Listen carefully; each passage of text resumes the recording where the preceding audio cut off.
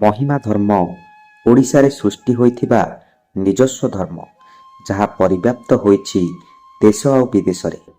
ଯୋଗେଶ୍ୱର ମହିମା ସ୍ୱାମୀ ଏହି ଧର୍ମର ପ୍ରାଣ ପ୍ରତିଷ୍ଠାତା। ସେ ଅଲେଖ, ସେ ଅବ୍ୟକ୍ତ ଏବଂ ନିରାକାର। ତାଙ୍କର କୌଣସି ଆଜର ନାହିଁ, ତେଣୁ ତାଙ୍କୁ ଶୂନ୍ୟ ବ୍ରହ୍ମ ଭାବରେ ଉପାସନା କରାଯାଇଥାଏ। ବ୍ରହ୍ମ ଉପାସନା ହିଁ ମହିମା ଧର୍ମର ମୂଳ କଥା।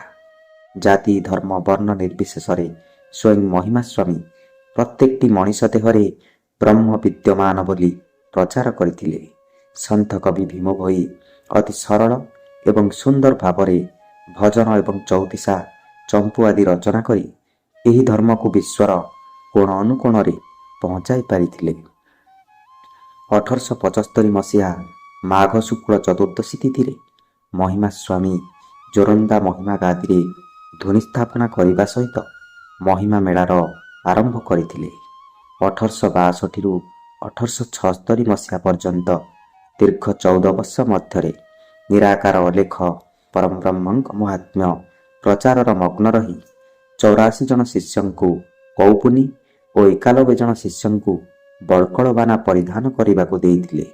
1876 ମସିହା ଫାଲ୍ଗୁନ ଶୁକ୍ଳ ଚତୁର୍ଦ୍ଦଶୀରେ ଜୋରନ୍ଦା ଟୁଙ୍ଗିରେ ମହିମା ସ୍ୱାମୀ ଇହଲୀଳା ସମ୍ବରଣ କରିଥିଲେ। ସେ ସ୍ୱଦେହରେ ପରଲୋକ ଗମନ କରିଥିଲେ। ମହିମା ସ୍ୱାମୀଙ୍କର ବଳକଳବାନାକୁ ଶିଷ୍ୟମାନେ ଜୋରନ୍ଦା ଗ୍ରାମର ପୂର୍ବ ଦିଗରେ ସମାଧିସ୍ଥ କରି ଢେଙ୍କାନାଳ ରାଜାଙ୍କ ସହାୟତାରେ ସମାଧିସ୍ଥଳରେ ଶୂନ୍ୟ ମନ୍ଦିର ନିର୍ମାଣ କରିଥିଲେ। ଶୂନ୍ୟ ବ୍ରହ୍ମଙ୍କୁ ଜ୍ୟୋତି ରୂପେ ଆରାଧନା କରି ସେଥିରେ ଘୃତାହୁତି ଦେବାର ଶିକ୍ଷା ମହିମା ସ୍ୱାମୀ ଦେଇଥିଲେ।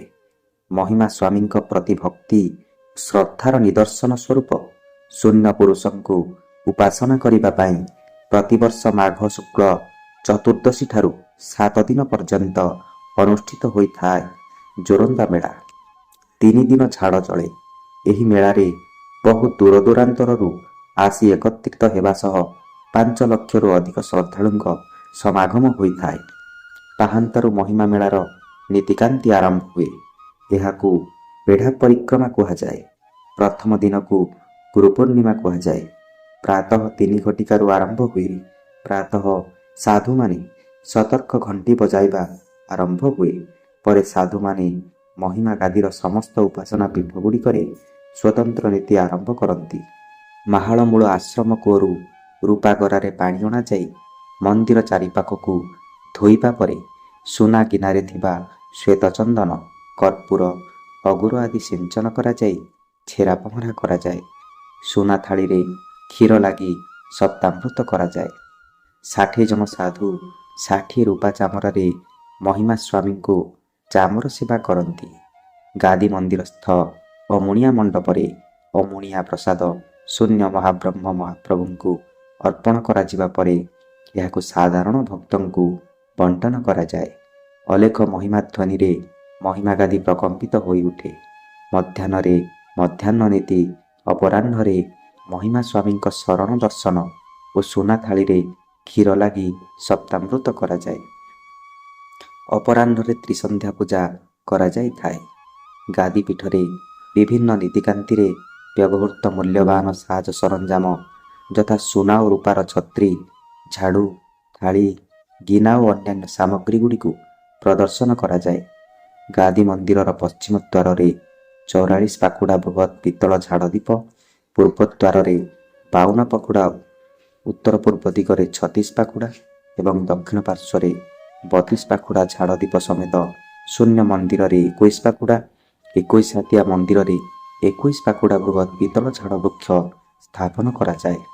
ପ୍ରଥମେ ଗାଦି ମନ୍ଦିର ପଶ୍ଚିମ ଦ୍ୱାରରେ ସ୍ଥାପିତ ଝାଡ଼ ଦୀପରେ ବଳକଳଧାରୀ ମହିମା ସମାଜର ବରିଷ୍ଠ ସାଧୁ ଅଗ୍ନି ସଂଯୋଗ କରିବା ପରେ ଅନ୍ୟ ଝାଡ଼ ଦୀପରେ ଅଗ୍ନି ସଂଯୋଗ ହୁଏ।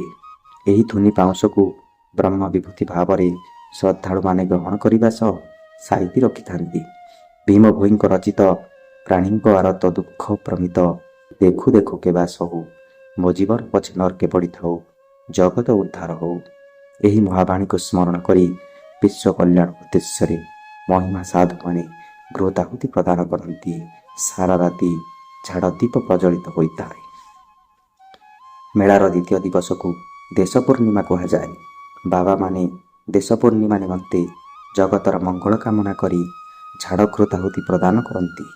ମହିମା ଭଜନ ଜଣାଣ ଖଞ୍ଜଣୀରେ ପ୍ରକମ୍ପିତ ହୁଏ ଗାଦି ମନ୍ଦିର। ପବିତ୍ର ମହିମା ସ୍ୱାମୀଙ୍କ ମହିମା ମେଳାର ହାର୍ଦ୍ଦିକ ଅଭିନନ୍ଦନ ଓ ଶୁଭେଚ୍ଛା। ମହିମା ଅଲେଖ